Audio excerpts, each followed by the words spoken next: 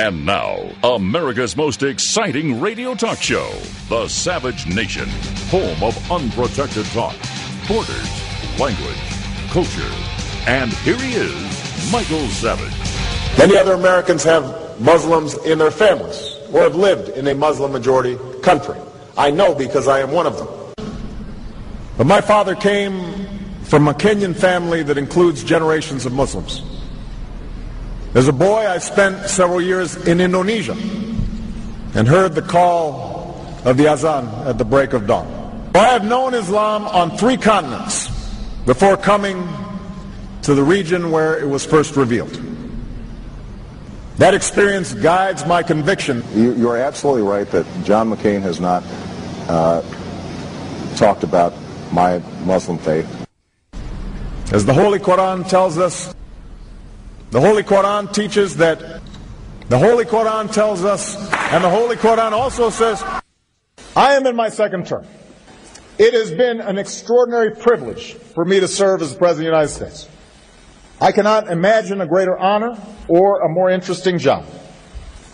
I love my work. But under our Constitution, I cannot run again. I can't run again. I actually think I'm a pretty good president. I think if I ran, I could win. But I can't.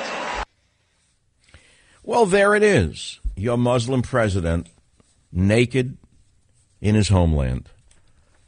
And those of you who say he has no sympathies for Iran, well, maybe you want to think that through again. Now you understand why he gave Iran a green light to develop a nuclear weapon. It's that simple. He didn't say that he has any Jewish blood. He didn't go to his homeland of Israel. He went to his homeland of his father, the homeland of his father, Kenya. Nothing wrong with being a Muslim because, as we well know, there are Muslims trying to destroy ISIS. Jordan, Egypt, for example, are trying to destroy ISIS, and Obama is not helping Iran or Jordan or Egypt. Now, why is Obama not helping Jordan, a moderate Muslim nation with a Western-looking leader? Why is he not helping Egypt, is fighting ISIS? Why instead is he helping Iran, a terrorist nation? I guess if, I wrote a statement when I was 18. Those who know will always know, and those who won't will never. Nothing has changed.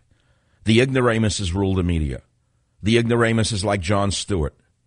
The ignoramuses like Jerry Riviera.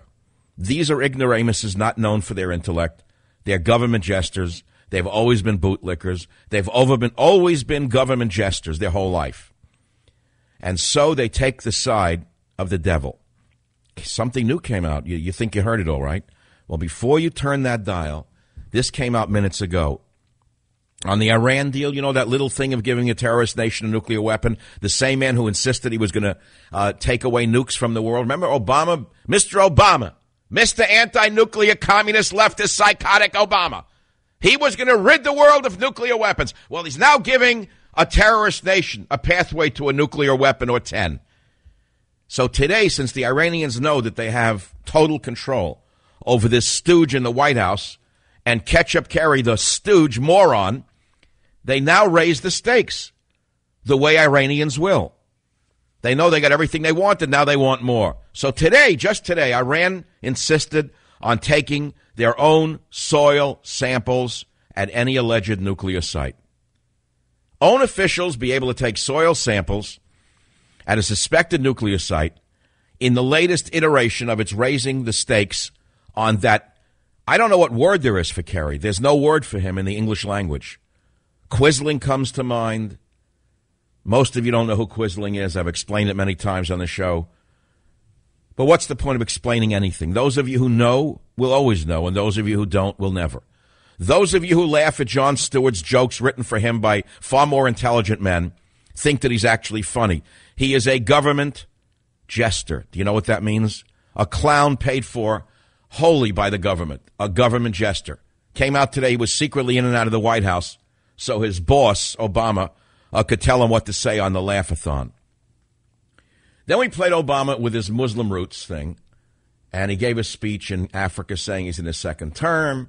Under our Constitution, he said, I cannot run again. under our Constitution, he said, I cannot run again. What do you mean under our Constitution?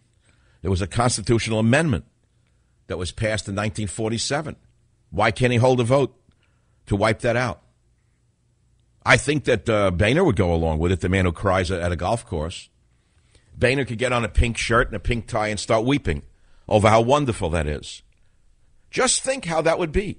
If Boehner could do it, don't you think he would extend a third term to Obama and wipe away the amendment that prohibits running for a third term? Just think about how good that would be for the Republican establishment. A, none of their candidates can win except Trump, who they've tried to destroy. So this would make their life easier. Make their life very easy.